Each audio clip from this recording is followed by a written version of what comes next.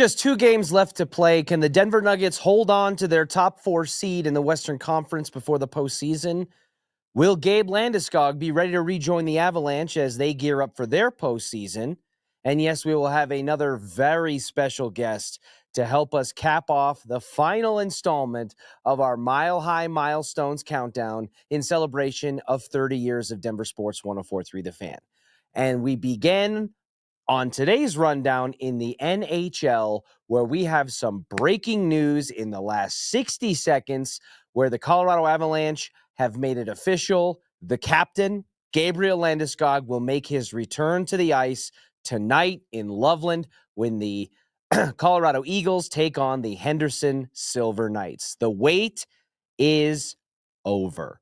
Gabe Landeskog, who has been on a 3-year saga since playing his final game in the clinching final minutes of the Stanley Cup final back in 2021-2022, has slogged through a knee cartilage replacement surgery rehab that has kept him off the ice since that final game against Tampa Bay, where he ironically had to be helped and limped off of the ice in that moment. And we will now see what he looks like on the ice in meaningful game action, albeit at the AHL level. And tonight will be the first indicator as to not just will Gabe Landeskog return or make an attempt to return for the Avs in this postseason, but how will he look? Will he be any semblance of the player that he was a number of years ago? And to what degree does his level of play match up with the current pace and plan for the Colorado Avalanche as they would attempt to mix him into their lower lines? So this is big. This is big news. There's a breaking news story about it at DenverSports.com that you can read right now from Trent Finnegan that has all the information. And the immediate question that I'm pondering today, because we all anticipated this was likely going to be Gabe's first game back, and I think the ticket prices up at Blue FCU Arena were an indication of that. Which game now piques your interest and curiosity more as a sports viewer and a fan tonight? You have the Colorado Eagles and the Henderson Silver Knights in the AHL playing up the road in Loveland, and that game will feature Gabe Landeskog touching ice for the first time in 3 years, the captain, the long-awaited return of the captain for the Colorado Avalanche, or the Denver Nuggets, who will be playing at Ball Arena tonight against Memphis with 2 games left in the regular season, in their first home game without the winningest coach in franchise history in Michael Malone, and a vacancy in their front office after the departure of Calvin Booth. We saw what the Nuggets would look like in their very first iteration without Michael Malone as they took a victory against the Sacramento Kings in Sacramento. But the home environment and the home crowd feels different. And beyond that dynamic that will be happening in the arena and on the court, the importance of this game as it relates to the Western Conference standings for this postseason in the NBA is massive. When you look at the standings in the Western Conference, the Denver Nuggets currently sit at the 4 seed. The Lakers sit at 3. And from 4 to 8, all those teams are log jammed at 47 and 48 wins. You see the Nuggets, the Clippers, Warriors, Grizzlies, and Timberwolves. And the interesting thing here is that with all of those teams being so locked in together, the result of the final 2 games of this regular season could mean that the Nuggets, who currently sit at the 4 seed, at the best case scenario, they may be able to overtake the 3 seed. It's a slim chance, but they could do that. And at worst, they fall all the way to the 8th seed, taking them out of the top 6 and meaning that they would have to fight for a potential play-in spot in order to make the postseason and change the structure of their seeding entirely. So when you focus in on the Denver Nuggets specifically, it gets a little bit interesting. The magic number for the Nuggets with 2 games remaining is 2. If they win out, they can guarantee themselves the 4th overall seed and avoid any drama of slipping further into the play-in and having to remain at the mercy of tiebreakers and other kind of differentiating scenarios. They have Memphis tonight, and they will play Houston to close out the regular season. Houston, in large part, doesn't have nearly as much to play for as the teams below them, so the Nuggets could get a little bit of a break there. As I mentioned, their best possible finish is a number 3 seed, where they would overtake the Los Angeles Lakers, but again, slim chance. And their worst finish, they tumble all the way down to the number 8 seed, where the Minnesota Timberwolves currently sit. The only tiebreaker they have in their favor right now is Golden State, where they won the season series 2-1. And what's at stake for them in their best case to worst case scenario? Their best case, they maintain that 4 seed and they lock in a first-round home court advantage in the postseason, and they avoid the play-in, which would be the worst-case scenario for a team that needs to catch a little bit of a break and have some continuity and time to adjust before this postseason. So, if you are a fan who has both of these games that they can watch, one in the Nuggets is going to be a little bit easier to watch than the Colorado Eagles, in which case you're probably going to have to potentially pay per view or open up a streaming service, or, we all have those less than legal options at our disposal, as we've gotten used to with the Nuggets and the Avs for a long time.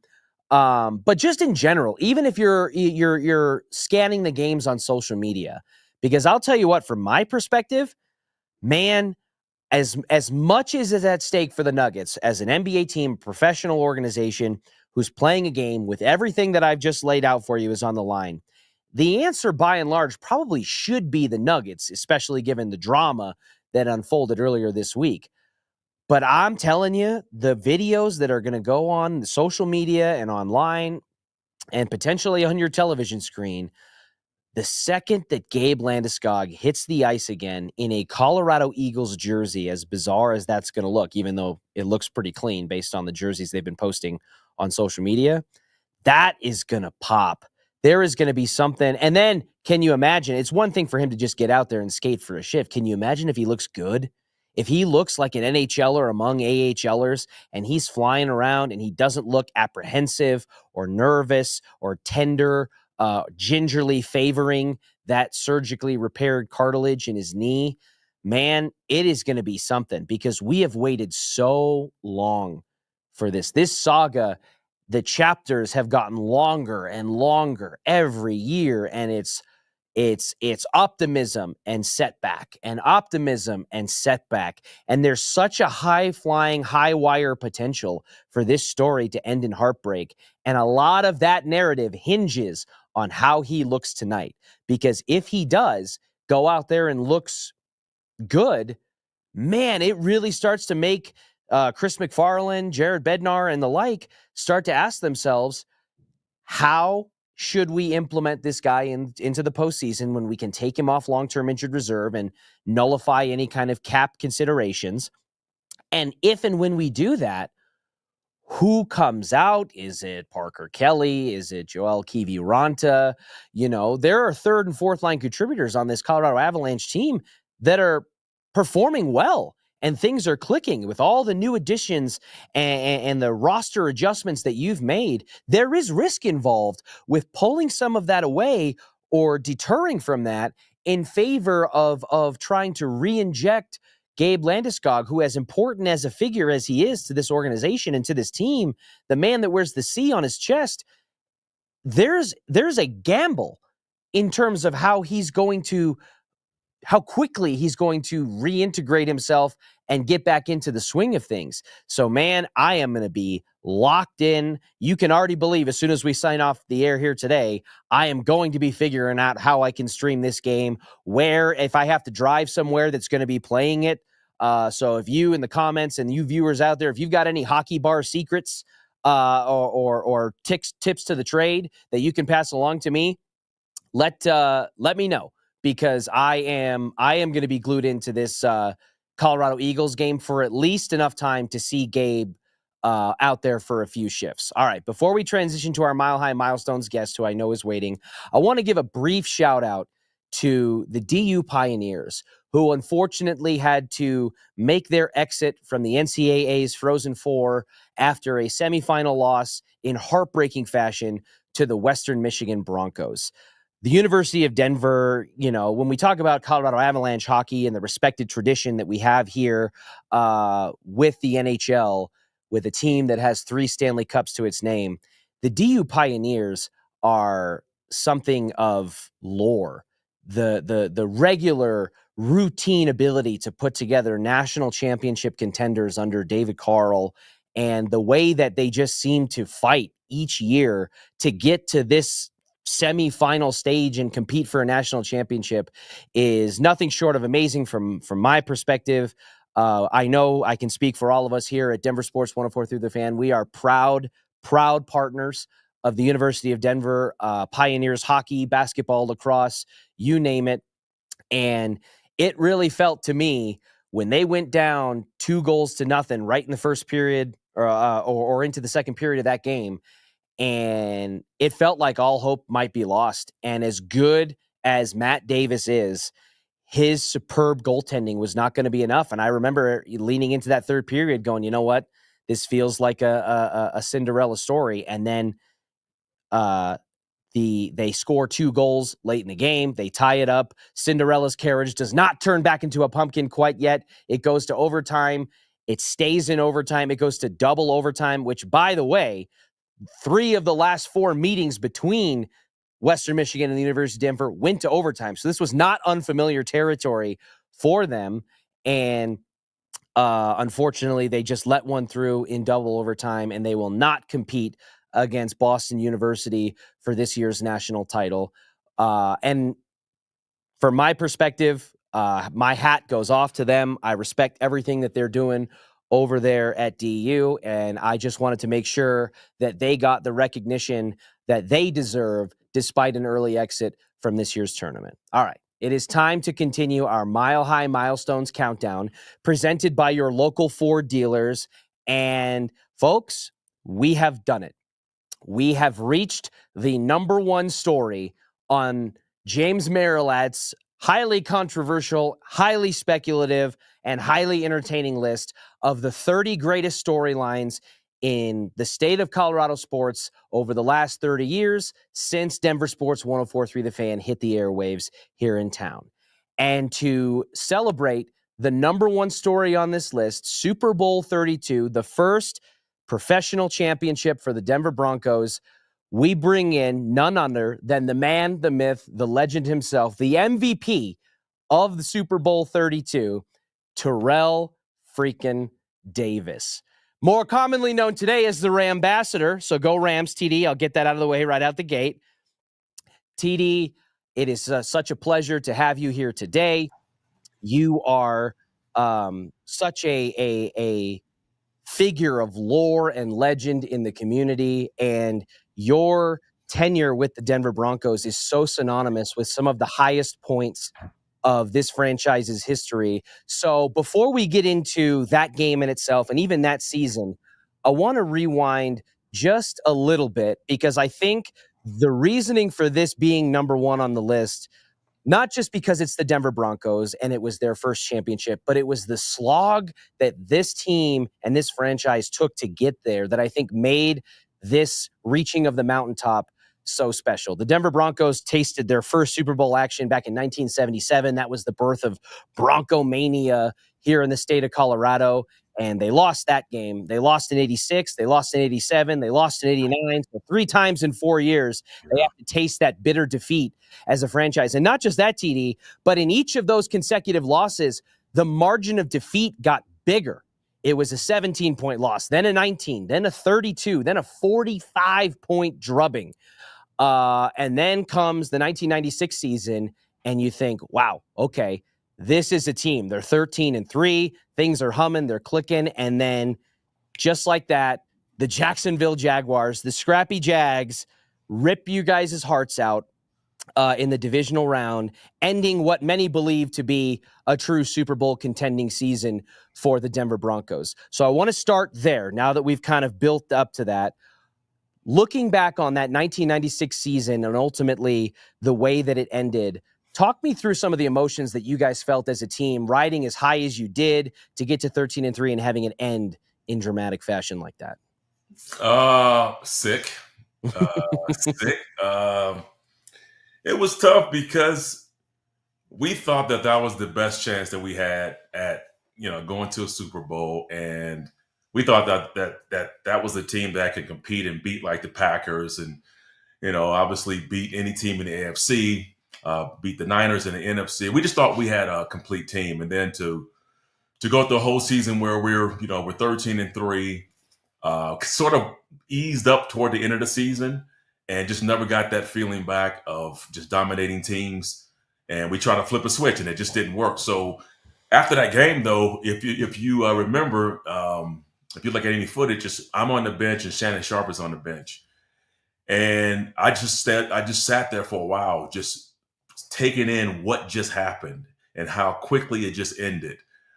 But in retrospect, that was needed. That was the trials. That was the adversity. That was the important ingredient that served us well the next couple of years, because we needed that experience. We needed to feel that pain. We needed to feel what it felt like to get to a mountaintop, to go through a season where we essentially should have been. I mean, we felt we won. We were the best team, but we didn't play like it toward the end of the season. So we needed that feeling, and then it just sort of in 1997, going to training camp, the whole sense was, we will never let up again. Like we're gonna dog every team we play. We don't care if it's preseason, if it's first half of the season, if it's the last game of the season. And we never wanted to experience that feeling again. And that was sort of the catalyst for that ride that we went on.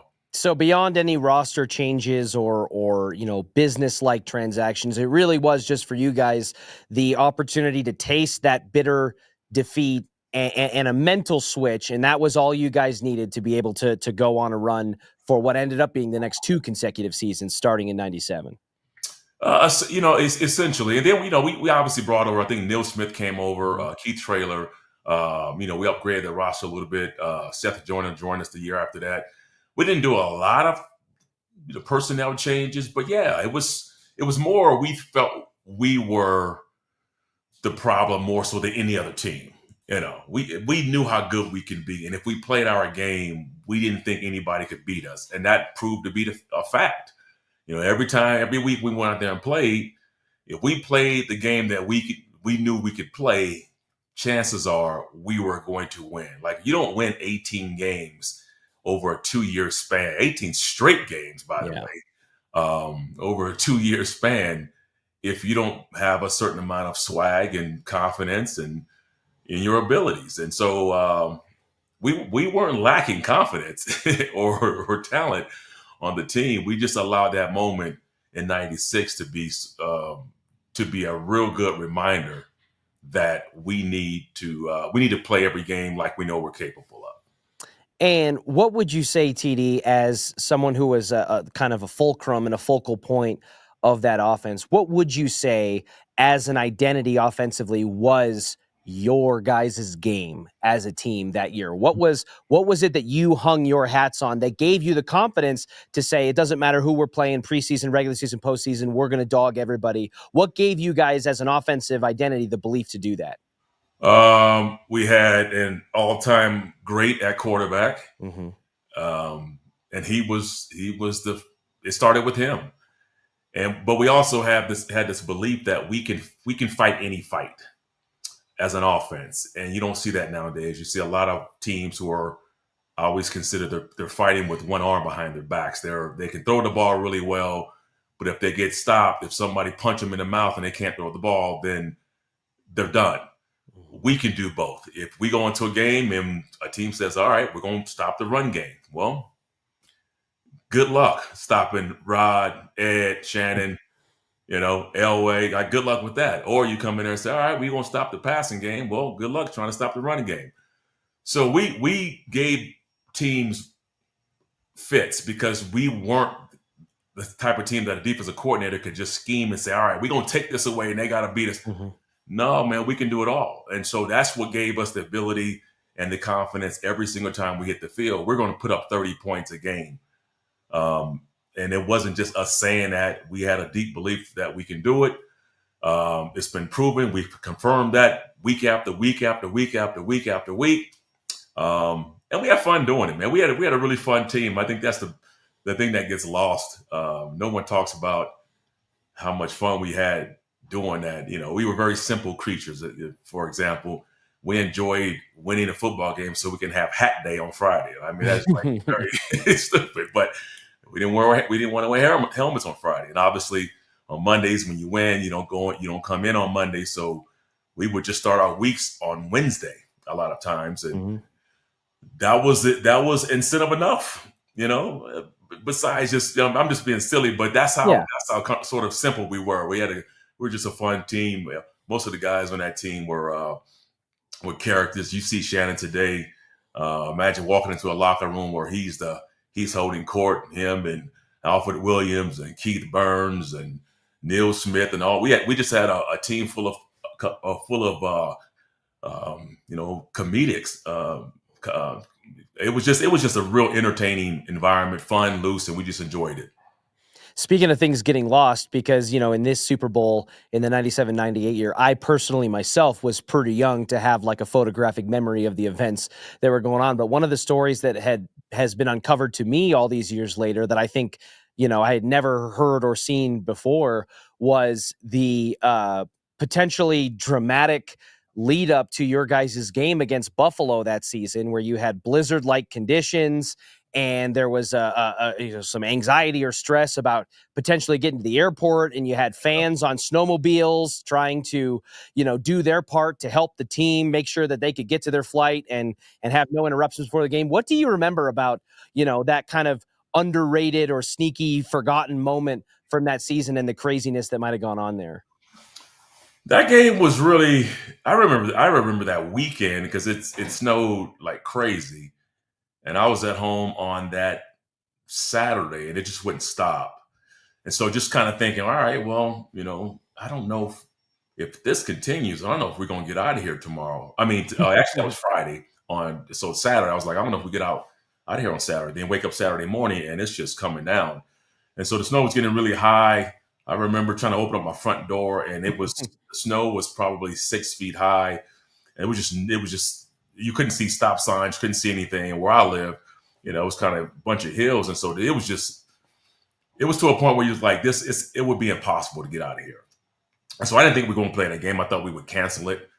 But, leave it up to the NFL. They found a way. I remember them on the news. They had broadcasted to the on the news, and they were giving the locations and the addresses of all the players and where we were, and if anybody had a snowmobile or some type of truck with tractor, with tracks on it, pick this person up. I got picked up on the snowmobile, and I didn't know the person who came and got me. They picked me up. They drove me to rolled me to some truck that had had like tank tires on it. It had like tracks, and then that's how we got to the facility. And then they ended up getting us out of there to Buffalo.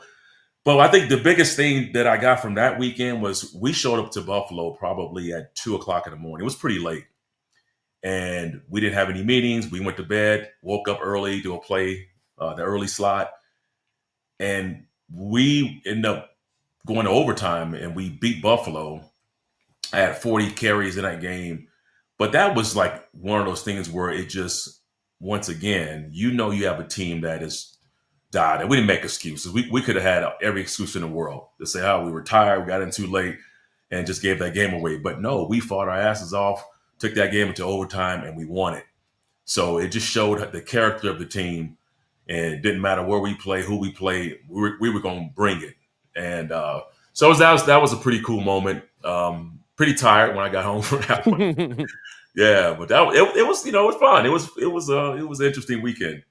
My last one here for you, TD, on the way out, because I know you got to go.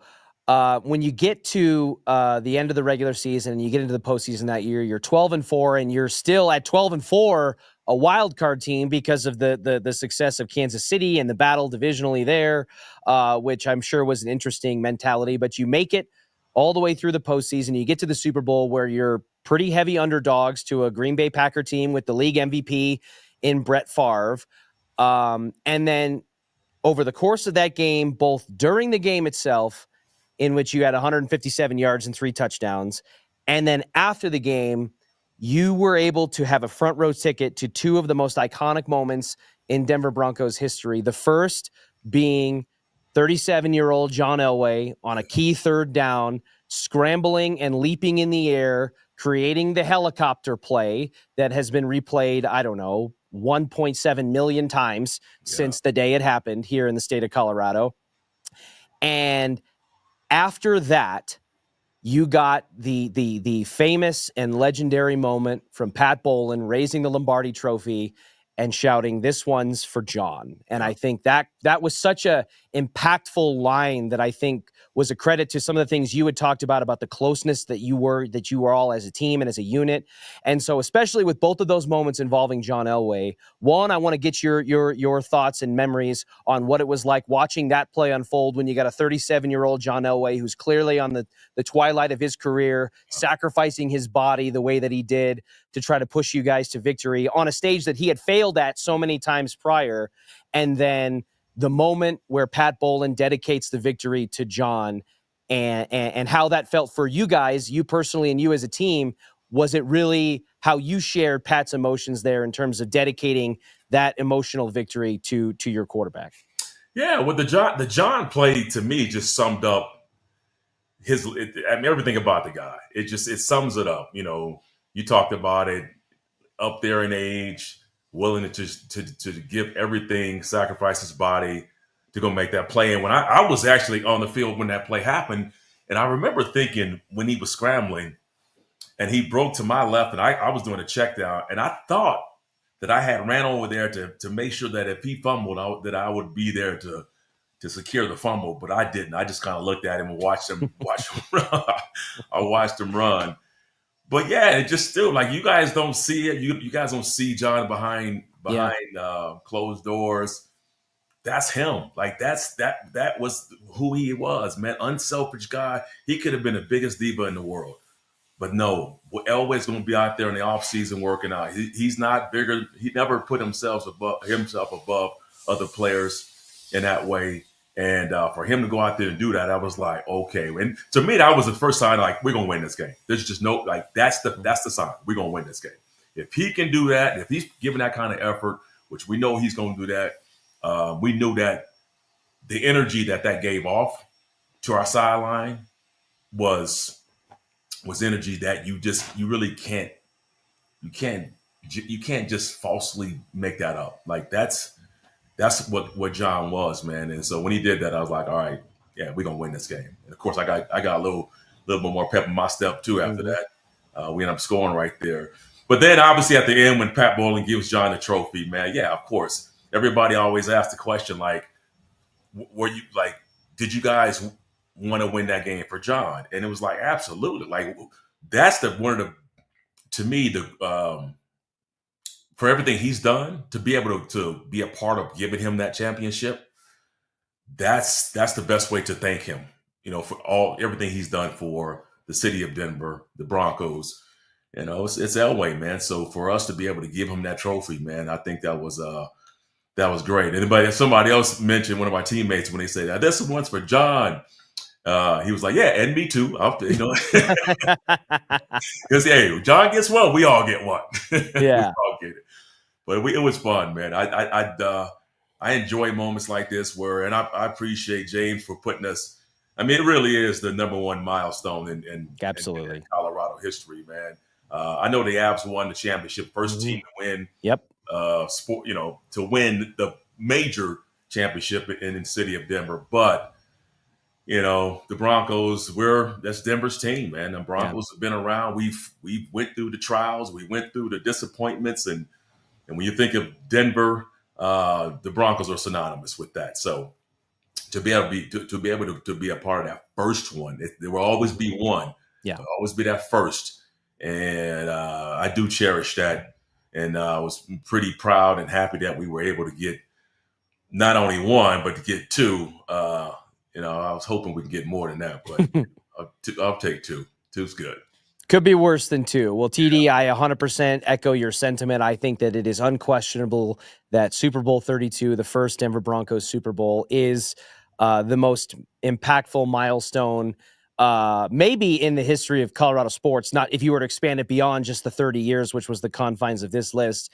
Yeah. And your history and your legacy and your contributions to that team, that season, and over the course of your career here were integral in bringing that. So as much as we have, John Elway and Pat Bolin, and if you were to run down the list of people to thank, your name is firmly up near the top of that list.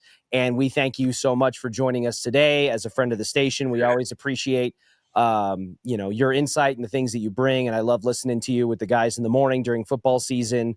And we can't wait till we can catch up with you again soon, my friend. Sounds good. I appreciate it. Obviously. Thank you all so much for joining me. Much appreciated to Terrell Davis and to all of you for joining and listening. That is big. That was an encapsulation of 30 of the biggest stories in this community, and so many great memories, so many interesting twists and storylines, both good and bad, and just a really fun walk down memory lane that makes me personally, sitting in this chair as someone who works in the media and grew up and has lived in this town for a long time, makes me thankful that there are this many wonderful things that we get to discuss and have gotten to witness in the last 30 years, which encapsulates, 96% of my life on planet Earth. So I certainly am thankful to James and to TD and to the lengthy list of guests who joined us over the last month or so in celebration of our anniversary. And I thank you all for coming along for the journey with me. We'll catch you again on Monday. I do what I love what I do. Second nature to put in